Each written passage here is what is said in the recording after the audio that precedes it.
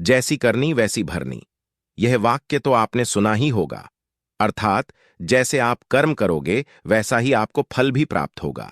लेकिन मेरा एक प्रश्न है, क्या आप इस बात पर यकीन करते हैं कि जैसा आप कर्म करेंगे वैसा ही आपको फल भी मिलेगा? अब आप में से अधिकतर लोगों के मन में यह प्रश्न जरूर उठ रहा होगा, क्योंकि इसमें पूछने वाली बात क्या है?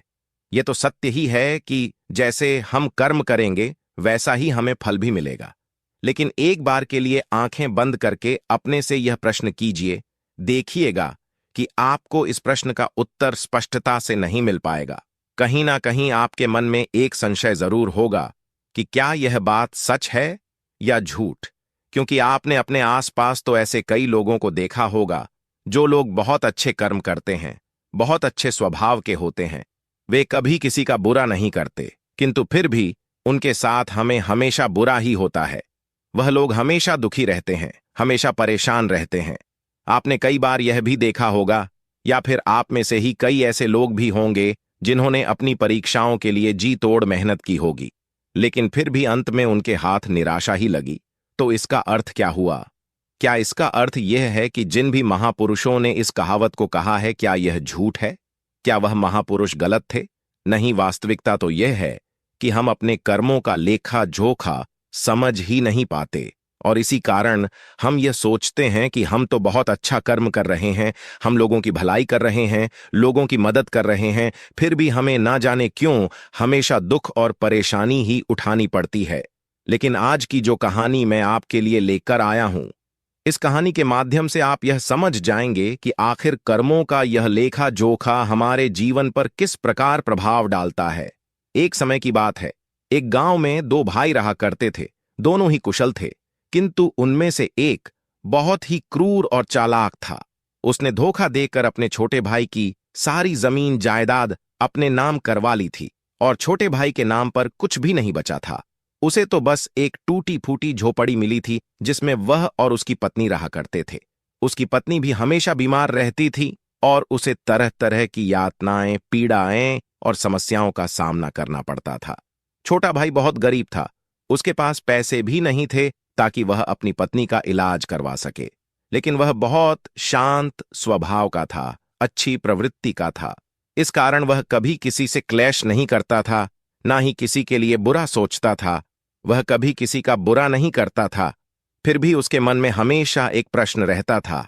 वह हमेशा अपने आप से कहता था, हे ईश्वर, मैंने कभी किसी के साथ बुरा नहीं किया, कभी किसी का बुरा नहीं सोचा, फिर भी आखिर मेरे साथ इतना बुरा क्यों होता है? मेरी पत्नी हमेशा बीमार रहती है, मेरे बच्चों को 2 वक्त का खाना तक नसीब नहीं होता, और मैं चाहकर भी अपने परिवार को एक अच्छा जीवन तक नहीं दे पा रहा। आखिर ऐसा क्यों? वहीं पर दूसरी तरफ मेरा भाई है जो बहुत धूर्त है, चालाक जाता है। वह उन्हें प्रणाम करके उनसे कहता है, यह देखिए, मैं है, घमंडी है। उसे देखो, वह अपना जीवन कितने ऐशो आराम के साथ जी रहा है। उसके पास ढेर सारा धन है, रहने के लिए अच्छा मकान और खाने के लिए अच्छे अच्छे पकवान हैं। वह तो अपना जीवन मजे में जी रहा है, और मैं यहां पर घुट घुट मर रहा हूं। उसे कोई परेशानी नहीं, और मेरी परेशानियां खत्म होने का नाम ही नहीं लेती। यह सोचता हुआ वह इस विचार पर पहुंचा कि ता है बुरे कर्मों का फल ही अच्छा होता है और अच्छे कर्मों का फल अच्छा नहीं मिलता है। और देखते ही देखते यह बात उसके मन में घर करने लगी थी।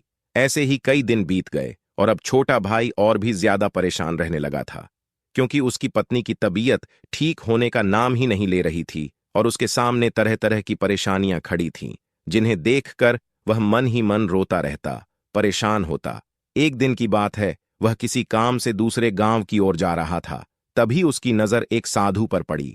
वह साधु एक द्वार पर खड़े होकर भिक्षा मांग रहे थे, और वह हमेशा केवल एक ही बात कह रहे थे, तेरे कर्म तेरे हिस्से और मेरे कर्म मेरे हिस्से। जब छोटे भाई के कानों में यह बात पड़ी तो उसे बहुत क्रोध आया। वह तुरंत ही उन साधु के पास जा पहुंचा और उनसे कहने लगा, हे गुरुवर, मैं आपको कब से देख रहा हूं, आप केवल एक ही बात कह रहे हैं, तेरे कर्म तेरे हिस्से और मेरे कर्म मेरे हिस्से। क्या यह सत्य है? इस बात का जवाब देते हुए वह साधु कहते हैं, हां, यह बिल्कुल सत्य है। क्या तुम्हें इस पर यकीन नहीं? तभी वह छोटा भाई उन गुरु से कहता है, हे गुरुवर, लगता है आपको कोई भ्रम हो गया है। मैंने अपने जीवन में कभी कोई बुरा कर्म नहीं किया, ना ही मैंने कभी किसी के बारे में बुरा सोचा, ना ही किसी का बुरा किया। बाद भी मैं हमेशा परेशानियों से घिरा रहता हूं। तकलीफें दिन बेदन मुझे और परेशान कर रही हैं। मुझे तो आज तक मेरे अच्छे कर्मों का कोई अच्छा फल नहीं मिला। फिर आप ये कैसे कह सकते हैं कि अच्छे कर्मों का फल अच्छा मिलता है? मेरी पत्नी हमेशा बीमार रहती है और मेरे घर में खाने तक के लिए पैसे नहीं हैं। यहां तक कि मेरे बच्चे भी भूखे रह जाते हैं, और फिर भी आप कहते हैं कि अच्छे कर्मों के फल अच्छे मिलते हैं। तभी वह साधु बड़े ही शांत स्वभाव से उस व्यक्ति से कहते हैं, लगता है परिस्थितियों ने तुम पर बहुत गहरा प्रभाव डाला है। ऐसा प्रतीत हो रहा है कि तुम परिस्थितियों के आगे हार मान चुके हो, और इन कठिन परिस्थितियों ने तुम्हारी सोच को भी बदल दिया है।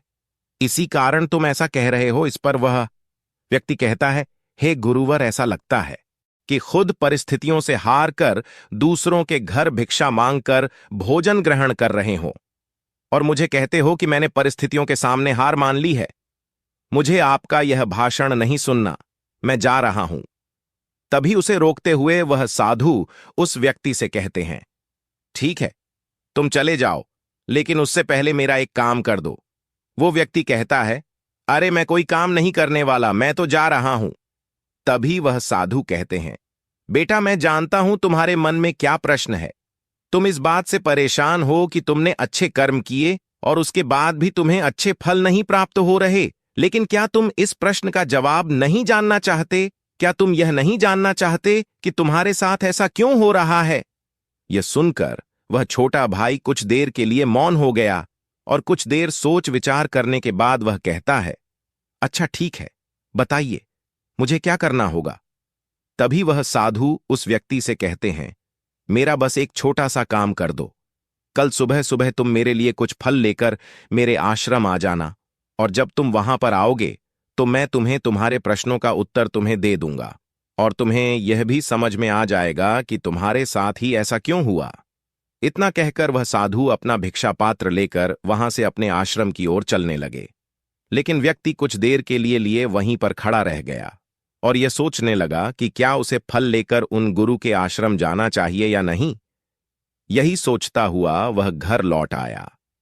रात भर उसके मन में केवल यही प्रश्न था कि मैं उनके पास फल लेकर जाऊं या ना जाऊं। देखते ही देखते सुबह होने लगी, और अब उस छोटे भाई ने यह तय कर लिया कि वह फल लेकर उन गुरु के आश्रम जरूर जाएगा। वह घर से निकलता है और कुछ फल खरीदता है। से लेकर वह उन गुरु के आश्रम की ओर चल पड़ता है। उन गुरु का आश्रम थोड़ी दूर पर था, और उसका रास्ता पड़ोस के जंगल से होकर गुजरता था। इसीलिए उस रास्ते पर कोई हलचल भी नहीं थी, और जगह जगह पर लंगूर और बंदर दिखाई दे रहे थे। जब वह छोटा भाई फल लेकर उन गुरु के आश्रम जा रहा था, तभी उन बंदरों को देखकर उसके मन में यह विचार उठता है कि क्यों ना यह फल वह उन